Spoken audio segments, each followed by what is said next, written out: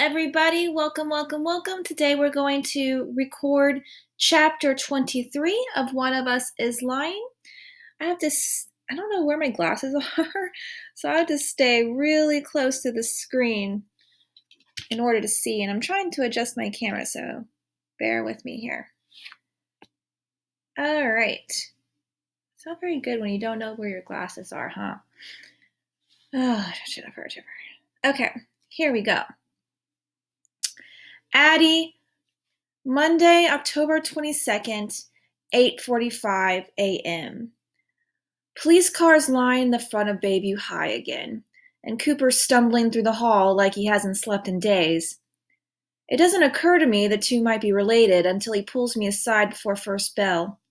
Can we talk? I peer at him more closely, unease gnawing at my stomach. I've never seen Cooper's eyes look bloodshot before. Yeah, sure. I think he means here in the hallway, but to my surprise, he leads me out the back staircase into the parking lot, where we lean against the wall next to the door. Which means I'll be late for homeroom, I guess, but my attendance record is already so bad another tardy won't make a difference. What's up? Cooper runs a hand through his sandy hair until it sticks straight up, which is not a thing I ever imagined Cooper's hair could do until just now. I think the police are here because of me. To ask questions about me. I just wanted to tell somebody why before everything goes to hell. Okay. I put a hand on his forearm and tense in surprise when I feel it shaking. Cooper, what's wrong? So the thing is, he pauses, swallowing hard. He looks like he's about to confess something. For a second, something flashes through my mind. His collapse into tension and his red, gasping face as he struggled to breathe. I can't help but flinch. Then I meet Cooper's eyes, fill me with tears, but as kind as ever, and I know that can't be it. The thing is what, Cooper? It's all right. You can tell me. Cooper stares at me, taking in the whole picture, messy hair that's spiking oddly because I didn't take the time to blow dry it, so-so skin from all the stress, faded t-shirt featuring some band Ashton used to like because we're seriously behind on laundry, before he replies, I'm gay. Oh. It doesn't register at first, and then it does. Oh. The whole not into Tequila thing suddenly makes sense. Seems like I should say more than that, so I add, cool. Inadequate response, I guess, but sincere. Because Cooper's pretty great, except the way he's always been a little remote. This explains a lot. Simon found out I'm seeing someone, a guy. He was going to post it on about that with everybody else's entries. It got switched out and replaced with a fake entry about me using steroids. I didn't switch it, he adds hastily. But they think I did. So they're looking into me hardcore now, which means the whole school will know pretty soon. I guess I wanted to tell somebody myself. Cooper, no one will care, I start, but he shakes his head. They will. You know they will, he says. I drop my eyes because I can't deny it. I've been hiding my head under a rock about this whole investigation, he continues, his voice hoarse. Hoping they'd chalk it up to an accident because there's no real proof about anything. Now I keep thinking about what Maeve said about Simon the other day, how much weird stuff was going on around him. You think there's anything to that? Bronwyn does, I say. She wants the four of us to get together and compare notes. She says Nate will. Cooper nods distractedly, and it occurs to me that since he's still in Jake's bubble most of the time, he's not fully up to speed on everything that's been going on. Did you hear about Nate's mom, by the way? How she's, not dead after all? I didn't think Cooper could get any paler, but he manages. What? Kind of a long story, but yeah, it turns out she was a drug addict living in some kind of commune, but she's back now. And sober, supposedly.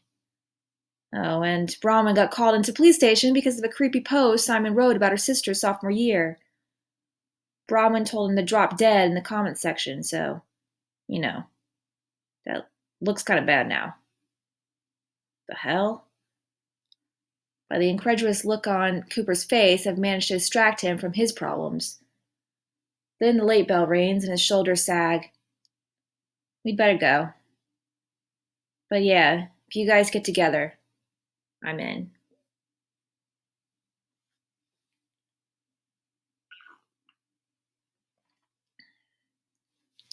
The Bayview police set themselves up in a conference room with the school liaison again and starts interviewing students one by one.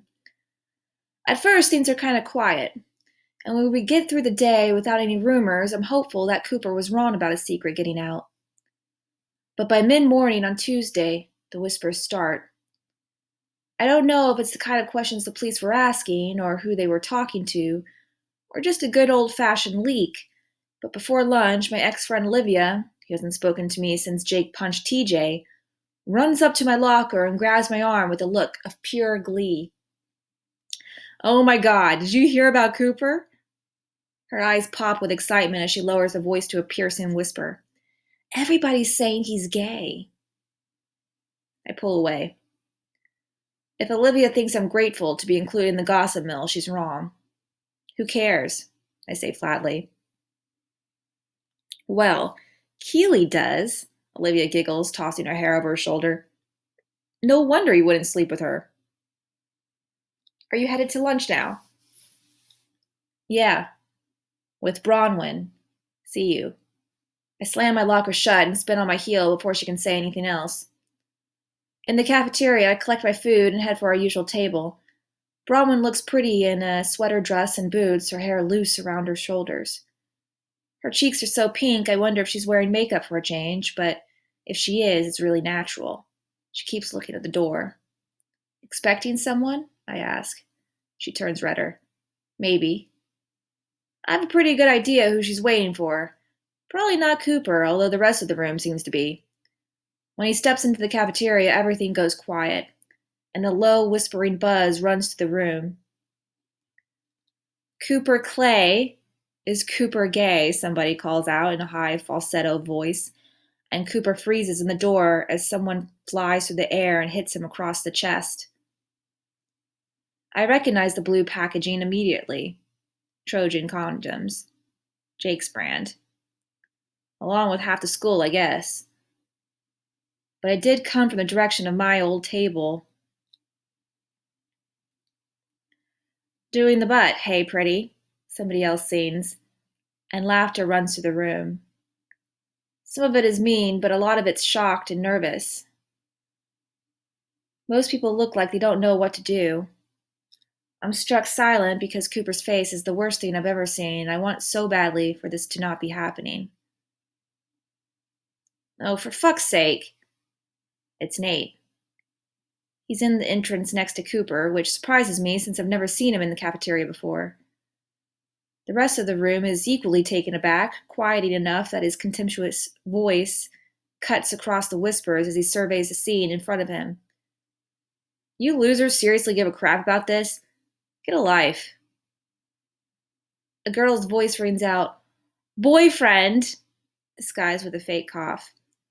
Vanessa smirks as everyone around her dissolves into the kind of laughter that's been directed my way over the past month. Half guilty, half gleeful, and oh, thank God this is happening to you and not me. The only exceptions are Keeley, who's biting her lip and staring at the floor, and Luis, who's half standing with his forearms braced on the table. One of the lunch ladies hovers in the doorway between the kitchen and the cafeteria, seemingly torn between letting things play out and getting a teacher to intervene. Nate zeroes in on Vanessa's smug face without a trace of self-consciousness. Really? You've got something to say? I don't even know your name, and you tried to stick your hand down my pants the last time we were at a party. More laughter, but this time it's not at Cooper's expense. In fact, if there's a guy at Bayview you haven't tried that with, I'd love to meet him. Vanessa's mouth hangs open as a hand shoots up from the middle of the cafeteria. Me! calls a boy sitting at the computer nerd table. His friends all laugh nervously as the pulsing attention of the room. Seriously, it's like a wave moving from one target to the next. Focuses on them. Nate gives him a thumbs up and looks back at Vanessa. There you go. Try to make that happen. Shut the hell up. He crosses to our table and dumps his backpack next to Bronwyn. She stands up, winds her arms around his neck, and kisses him like they're alone while the entire cafeteria erupts into gasps and catcalls. I stare as much as everyone else. I mean, I kind of guessed, but this is pretty public. I'm not sure if Bronwyn's trying to distract everyone from Cooper or if she couldn't help herself. Maybe both. Either way, Cooper's effectively been forgotten. He's motionless at the entrance until I grab his arm. Come sit. The whole murder club at one table. They can stare at all of us together. Cooper follows me, not bothering to get any food. We settle ourselves at the table and awkward silence descends until someone else approaches. Luis, with his tray in hand, lowering himself into the last empty chair at our table. That was bullshit, he fumes, looking at the empty space in front of Cooper. Aren't you going to eat? I'm not hungry, Cooper says shortly. You should eat something. Luis grabs the only untouched food item on his tray and holds it out. Here. Have a banana. Everyone freezes for a second, then we all burst out laughing at the same time, including Cooper, who rests his chin in his palm and massages his temple with his other hand. I'll pass, he says. I've never seen Luis so red. Why couldn't it have been Apple Day, he mutters. And Cooper gives him a tired smile. You find out who your real friends are when stuff like this happens. Turns out I didn't have any, but I'm glad Cooper does. End of Addie's section. And we're moving on. It's a very short chapter. On to chapter 24.